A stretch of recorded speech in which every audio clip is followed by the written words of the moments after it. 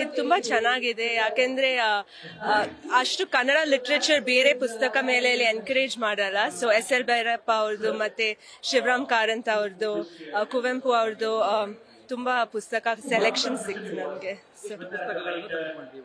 ನಾವು probably like 20 to 25 ಪುಸ್ತಕಗಳನ್ನು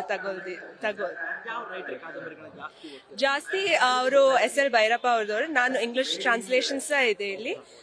ಶಿವರಾಮ್ ಕಾರಂತ್ ಅವ್ರು ತುಂಬಾ ಓದ್ತಾರೆ. ಮತ್ತೆ ಮಗಧ ಬುಕ್ ಅಂತ ಒಂದು ಪುಸ್ತಕ ಹೊಸ ರೈಟರ್ ಅವ್ರು ಸಹ ತಗೊಂಡಿದ್ದಾರೆ. ಹಾ ಹೌದು, ಚಿಕ್ಕವ್ರು ಇರುವಾಗಿಂದ ಅಮ್ಮನ್ಗೆ ತುಂಬಾ ಇತ್ತು ಪುಸ್ತಕ ಓದೋದು. ಸೊ ಆ ತರ ನಮ್ಗೆ ಸಹ ಬಂದಿದೆ.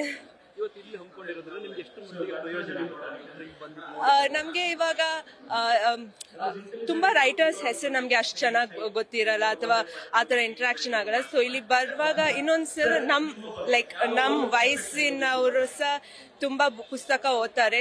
ಸೊ ಆತರ ಎನ್ಕರೇಜ್ಮೆಂಟ್ ಸಹ ಆಗುತ್ತೆ. ಎಲ್ಲ ಬುಕ್ ಸ್ಟಾಲ್ ನೋಡ್ಕೊಂಡ್ ಬಂದ್ರೆ ಅರೇಂಜ್ಮೆಂಟ್ ಸಹ ತುಂಬಾ ಚೆನ್ನಾಗಿದೆ. ಮತ್ತೆ ಬರೋದ್ ಗೊತ್ತಿಲ್ಲ. ಅಮ್ಮ ಕಸಿನ್ಸ್ ಎಲ್ಲ ಕರ್ಕೊಂಡ್ ಬರ್ಬೋದು ತಿರ್ಗಾ. ಇಲ್ಲ, ಬುಕ್ಸ್ ಮೇಳ ಹೋಗ್ತಾ ಇರ್ತೀವಿ ನಾವು. ತುಂಬಾ ಮೇಳ ಹಾಕ್ತಾ ಇರ್ತಾರೆ. ಬಟ್ ಏನಾಗುತ್ತೆ ಅಂದ್ರೆ ಪ್ರೈಮರಿಲಿ ಅವರು ಇಂಗ್ಲಿಷ್ ಪುಸ್ತಕ ಫೋಕಸ್ ಮಾಡ್ತಾರೆ. ಕನ್ನಡ ಲಿಟ್ರೇಚರ್ ಅಷ್ಟು ಇಂಪಾರ್ಟೆನ್ಸ್ ಕೊಡಲ್ಲ.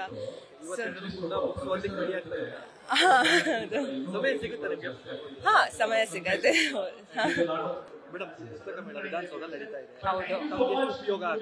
ತುಂಬಾ ಉಪಯೋಗ. ಯಾಕಂದ್ರೆ ನಮಗೆ ಕನ್ನಡ ಬುಕ್ಸ್ ಎಲ್ಲೂ ಸಿಗಲ್ಲ, ತುಂಬಾ ಹುಡುಕ್ಬೇಕಾಗುತ್ತೆ ನಾವು. ಅದು ಇಲ್ಲಿ ಫ್ರೆಶ್ ಆಗಿರೋ ಬುಕ್ಸ್ ಸಿಗ್ತಾ ಇದೆ. ತುಂಬಾ ಸಂತೋಷ ಆಯ್ತು.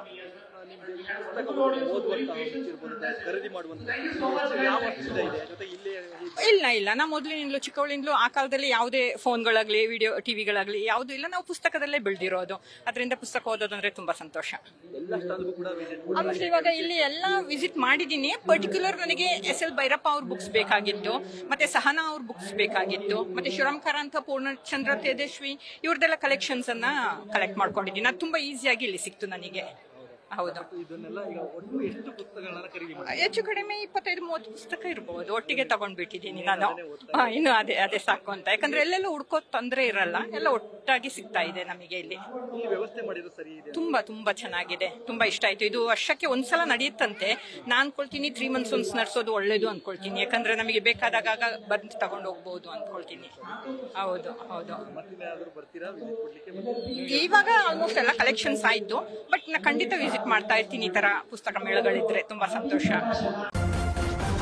ನ್ಯೂಸ್ ಫಸ್ಟ್, ನಿರ್ಭೀತಿಯಿಂದ ನಿಮ್ಮ ಪರವಾಗಿ.